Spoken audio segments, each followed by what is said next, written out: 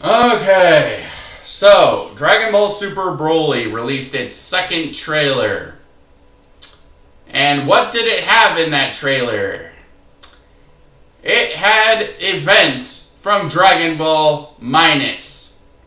One of the most hated pieces of Dragon Ball anything that has ever been made. So, what does this mean? Well, for one thing, it means Dragon Ball Super is no longer canon because there's no way to consider it canon without erasing most of the fucking franchise and hell, even Dragon Ball Super itself. Because if you consider Super canon, most of Dragon Ball Z, all of Super, all of GT, most of the movies, if you want to consider them as part of the same universe, because I know some people do. They can't happen. They can't happen. Everything post the original Dragon Ball is now impossible. And for those wondering who haven't read Dragon Ball Minus, first off, save yourself the trouble, never look at it. Never read it. It's horrible. But for those who haven't read it, Dragon Ball Minus has a plot point that Goku is no longer sent to Earth to annihilate all life on Earth like he was stated to have done back in the original Dragon Ball and in the manga, or not in the original Dragon Ball, in Dragon Ball Z and in the manga and Dragon Ball Z, everything, he was sent to Earth to survive. Because he's not enough like Superman, apparently. I find it, let me just go off on a little bit of a tangent here. I find it very ironic that Toriyama hates the English dub of Dragon Ball Z, the original dub of Dragon Ball Z, because they make him a lot like Superman, because they make him very selfless, very heroic, and whatnot. But then he keeps doing this shit to his origin.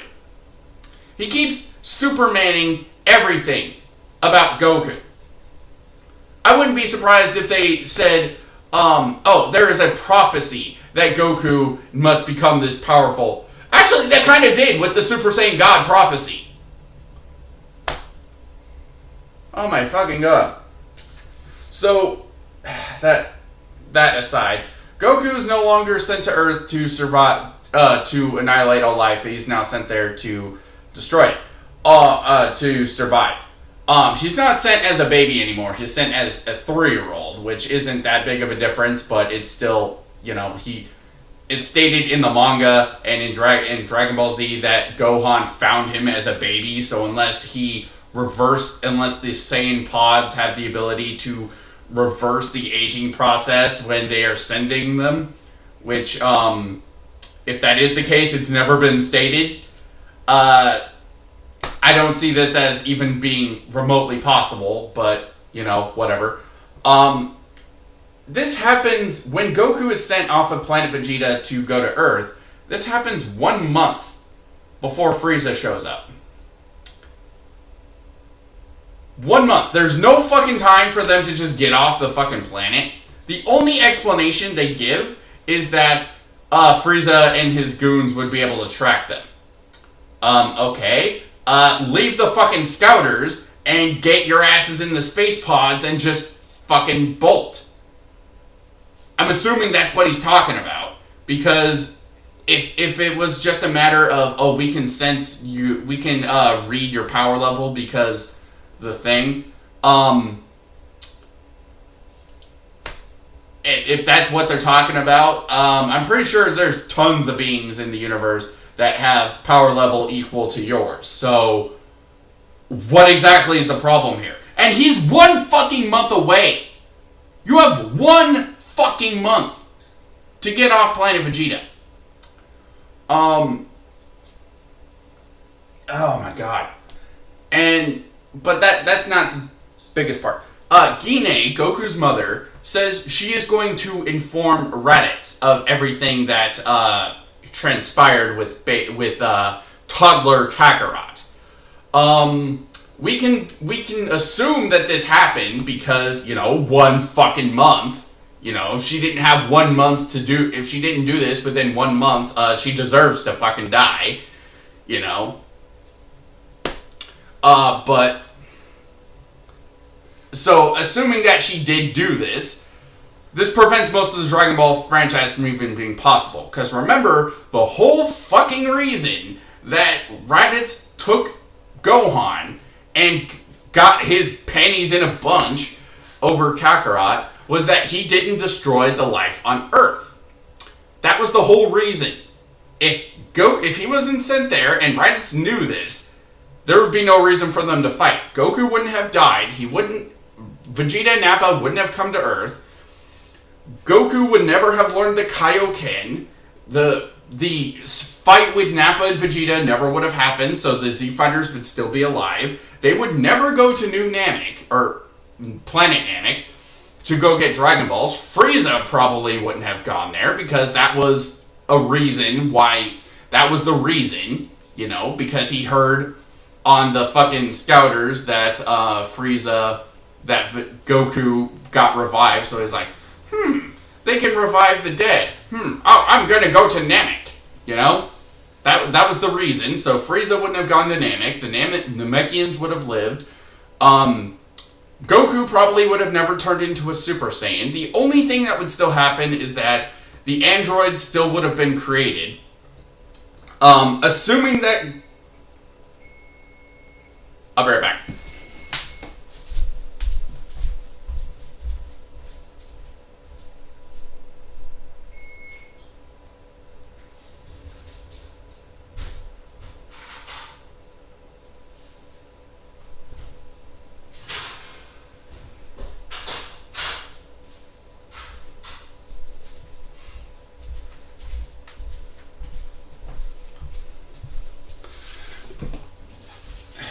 Okay, sorry about that. I was making some lunch.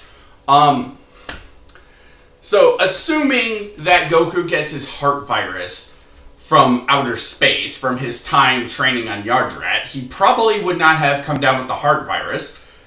So, he still would have died at the hands of the androids. Assuming he never turns into a Super Saiyan when they kill the thing. Or maybe they wouldn't kill all life on Earth, because, they're only programmed to kill Goku. So, if they kill Goku, maybe they just stop and power down, or fall over depowered or something. I don't know. So, that would still happen. Bibbidi and Deborah would probably still come to Earth to find Majin Buu, but since there's no more... Since the Super Saiyans never would have been... not created, but they never would have gone Super Saiyan. They would not have the immediate energy to awaken Fat Buu.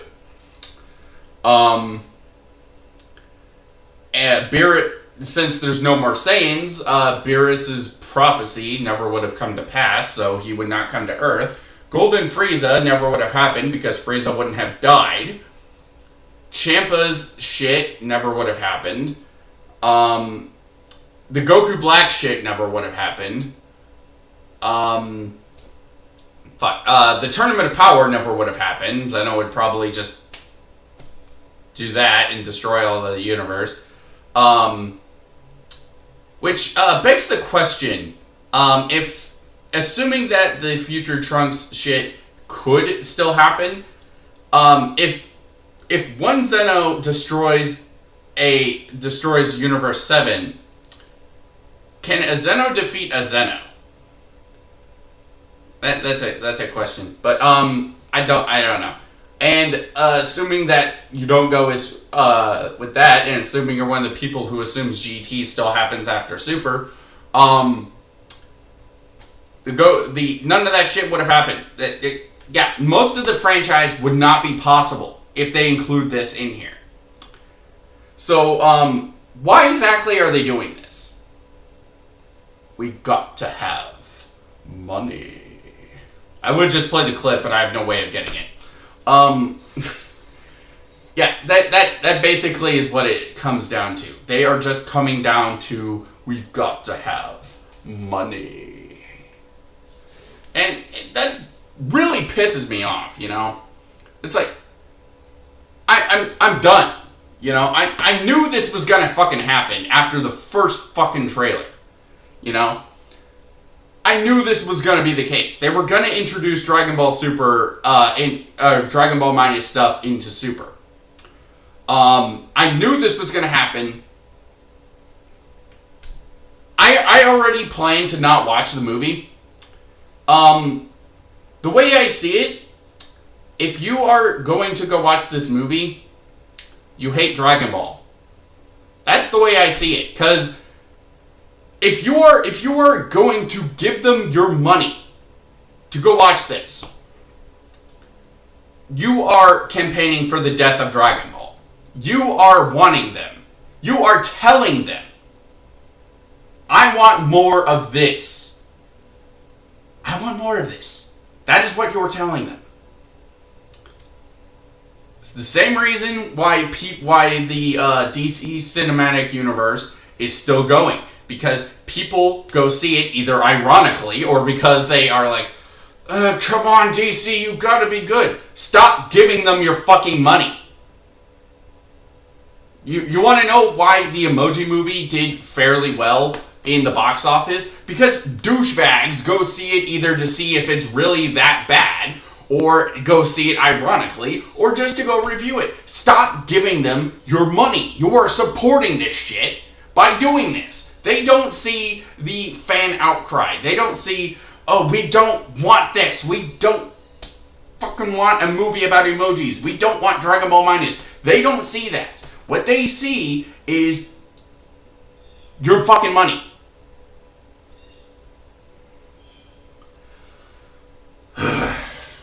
So, but it's not, like, whatever, go see it if you want, but god fucking damn it. Like, I do still like Dragon Ball. Contrary to a lot of people's opinions, I still like Dragon Ball.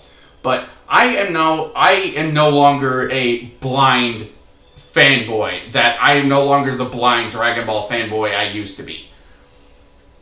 Like, I was one of those douchebags that was like, oh, Dragon Ball Evolution, it's alright. It's not the Dragon Ball I'm used to, but it's still good. No, it's not good. That is the Dragon Ball fan I used to be. And it seems like more and more nowadays, ever since I woke up with this shit, it seems like more and more people are like, oh, well, Dragon Ball GT is shit, but I'm gonna watch this. That prevents most of the franchise from even being possible. So, I'm just done. I've said this in previous videos. I don't remember if I uploaded them or not, but I'm done. Dragon Ball, you are dead to me. I'm no longer watching anything, any anime, any manga, I'm not watching any anime, any movies, any reading any fucking manga from this point onward that is Dragon Ball related. Dragon Ball is dead.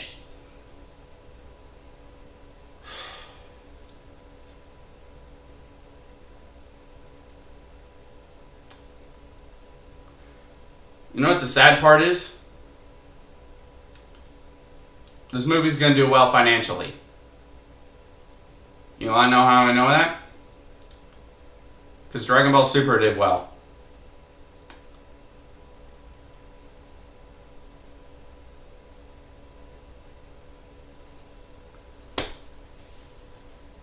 I'm done.